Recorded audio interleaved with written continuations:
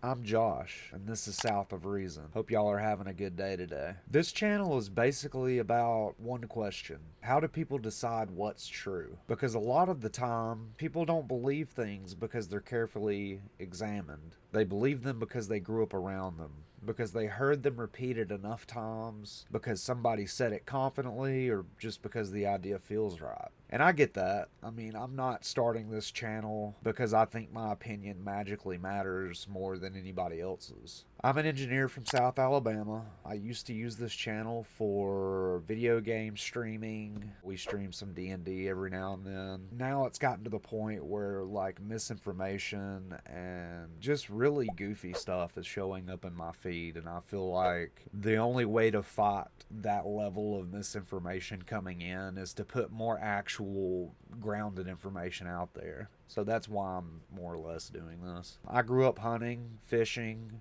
working with my hands, and being around people with very strong beliefs about the world. A lot of those beliefs involving religion. Some of those beliefs were useful. Some were inherited. Some didn't hold up very well when you started asking questions. But that's what this channel is about. Science, religion, philosophy, culture, misinformation, weird internet claims, and the way people build their view of reality. I don't want people to believe something just because I say it. I say it confidently. I went to college because I believe I'm some sort of authority on the matter.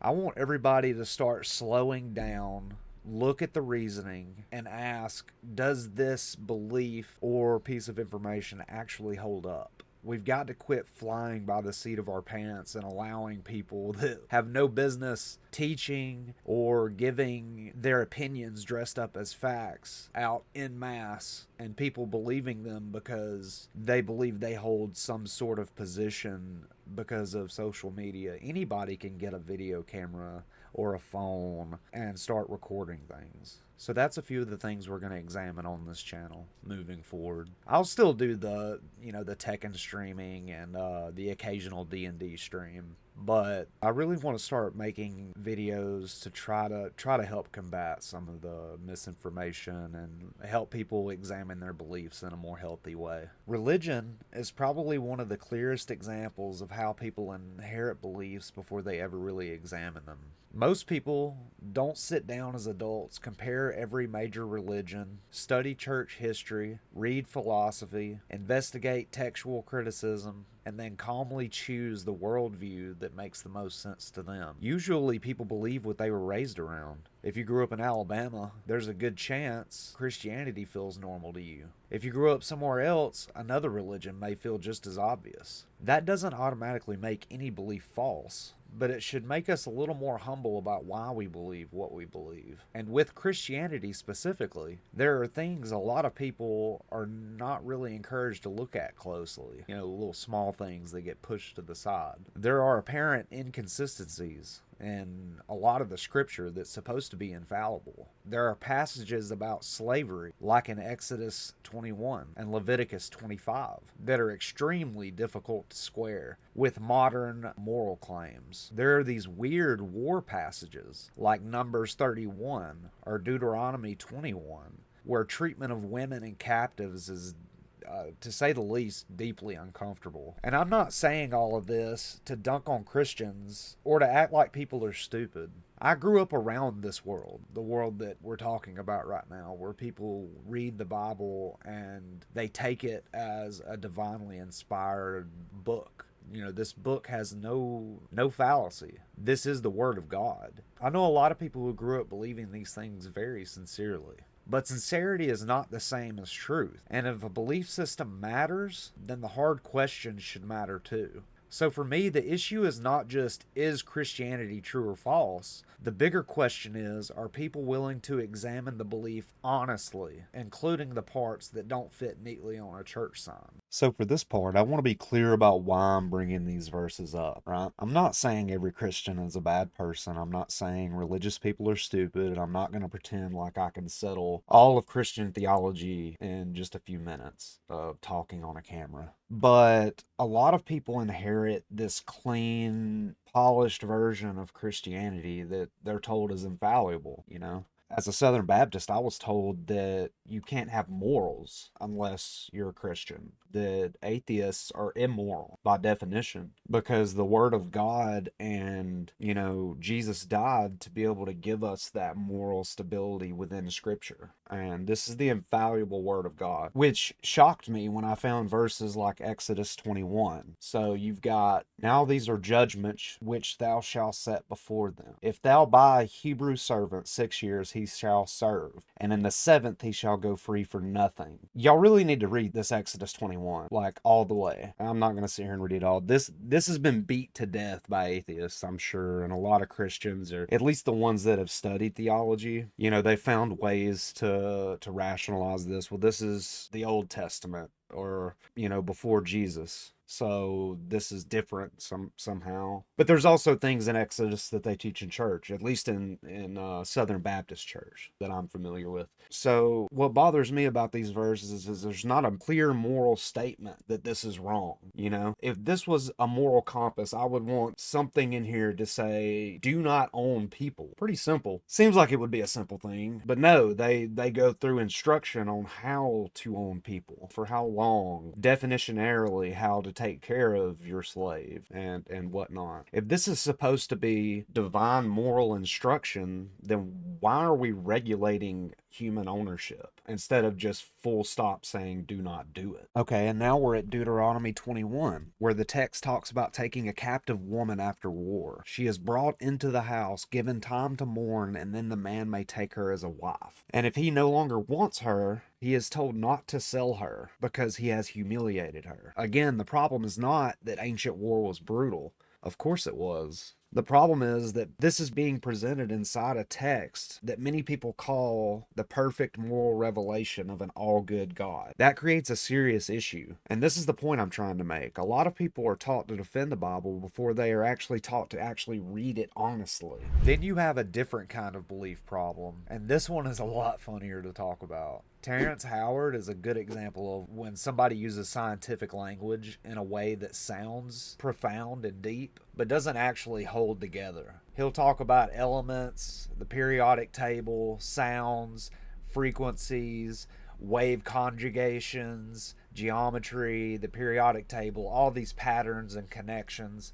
And if you don't know the underlying science, some of it can sound pretty crazy and profound. It has that ancient hidden knowledge kind of vibe to it. But this is where people have to be careful. Real science does not talk about things like frequency, wavelengths, atomic structure, spectra, vibration, and patterns in nature. Those are real concepts. But you can't just take scientific words, rearrange them into something mythical, and then call that understanding. That's not science. That's pattern recognition without guardrails. And I don't even say that to call him stupid. I think that's part of what makes it interesting. A person can be creative, intelligent, curious, and still be completely wrong if they don't have a method for checking their ideas against the reality that we observe around us. That's the danger with this kind of thing. It sounds smart because it borrows the costume of science, but sounding deep is not the same as sounding true. And that's something that I want to talk about on this channel a lot. The difference between actual understanding and the appearance of understanding. Okay, so for Terrence Howard, I want to be fair about something up front. Okay, curiosity's great. It's good to be curious about math, science, waves, frequencies, geometry, the periodic table, all that jazz. The problem is when somebody takes real scientific language and starts using it like a magic spell. Because I throw this word in there, take me seriously, right? So this is where he goes over the periodic table on Joe Rogan. You'll see hydrogen sitting all the way over there by itself, but they don't show that hydrogen has the same tone as carbon. What do you mean by tone? Same tone, same key of E. Okay, so literally what he's doing, he's combining for some reason. He's combining the periodic table with musical tones, like keys, musical keys. So he's taking these numbers that represent different elements and he's assigning them to keys in music, like you write music with. But the periodic table's not meant to be read this way. It has nothing to do with the frequency of an element. The number they're assigned, their atomic structure, is not tied to any frequency. So he's taken this arbitrary number and he's using it to then catalog the rest of the elements against each other. Same key of E, 40.5 hertz. The next one would be like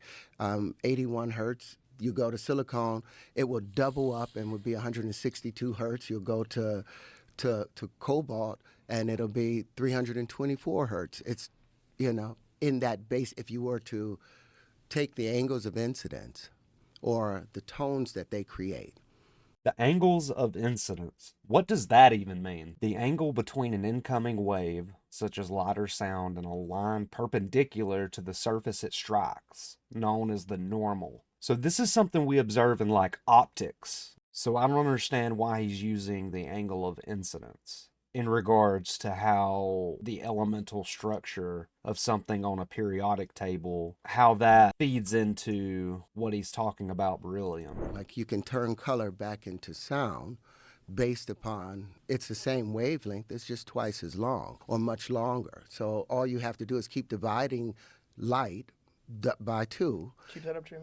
You keep dividing light by 2. Okay. And you're using it incorrectly. That's what and, he said. And you're going to pay a penalty. Okay, I don't want to pay no penalties. Like, this is a I got thing enough where taxes. Now, this is Professor Jiang with predictive history. Now, I just started a random video just because really they're all kind of wild. So let's listen to how he starts. And understand how these ideas connect with each other. If I'm not being clear, ask me a question. In fact, make it a habit to ask as many questions as possible. Now, let's keep in mind, there's nobody in this classroom except for, I think, either his like daughter or his wife, significant other, that's filming. There's nobody in this classroom. This isn't a class full of kids. It's just him. Because that way, you will learn more, learning will be more fun for you, and learning will be much more clear to you, okay? So let's get in the habit of asking questions. So wherever I am confusing, wherever I'm speaking too fast, wherever you don't understand,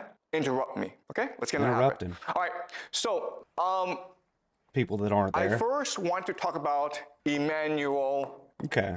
Kant. So let's just skip to an arbitrary part. I mean, there's a couple that I've went through here and kind of scoped out that I'd like to talk on, but just kind of a funny, quick example. Time and space do not exist outside of us. Okay, Time so- and space do not exist. So time and space do not exist outside of us. So there is no objective reality.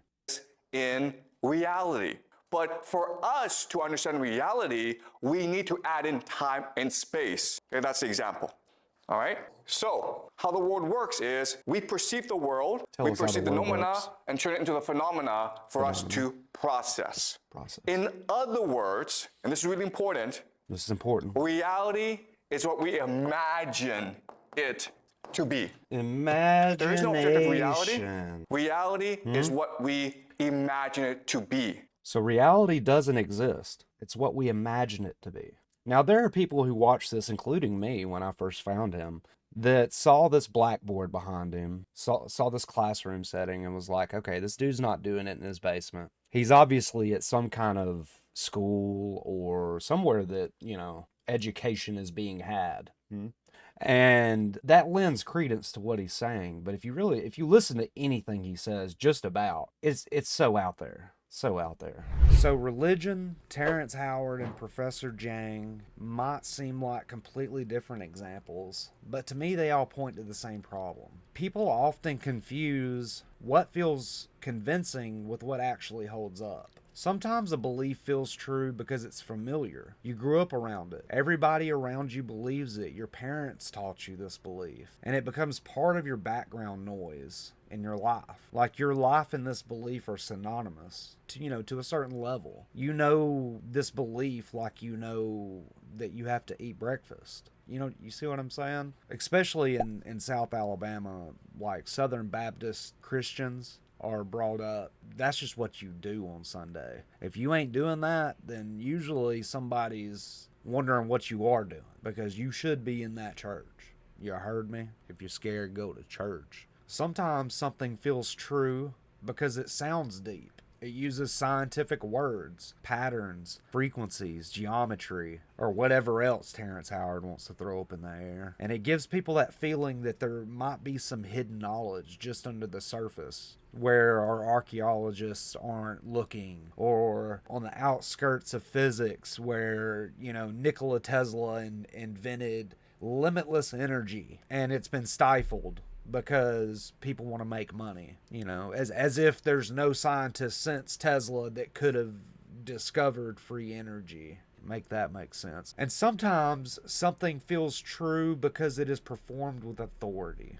This is a big one. A classroom, a calm voice, a whiteboard, a confident prediction. It looks serious, so people can treat it seriously. But at the end of the day, it's just a guy that clocked in at his job at a high school, and then when he clocked out, he got his camera out of his bag and talked one of his students into sticking behind so he would have somebody to point to and for somebody to raise their hand for the camera. I mean, that's what it's, hell, I could get some of my friends and we could go over to my old high school and I could pretend to be a teacher. Like, anybody can do that, right? But none of those things are the same as evidence. That's the big thing. Evidence. What evidence do we have for all of this stuff? Familiarity is not truth. Confidence is not truth. Presentation is not truth. And sounding profound is not the same as being right.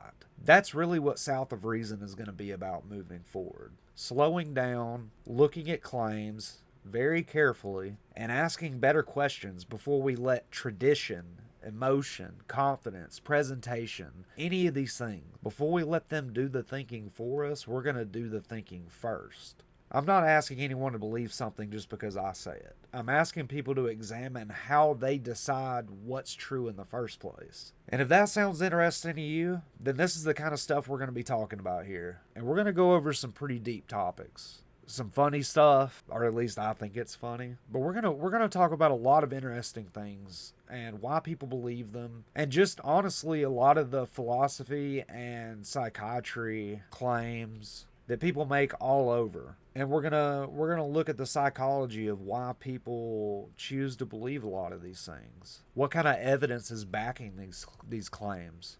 So I hope y'all have a good rest of the week. And until next time, like my granddad told me, believe half of what you see and nothing of what you hear.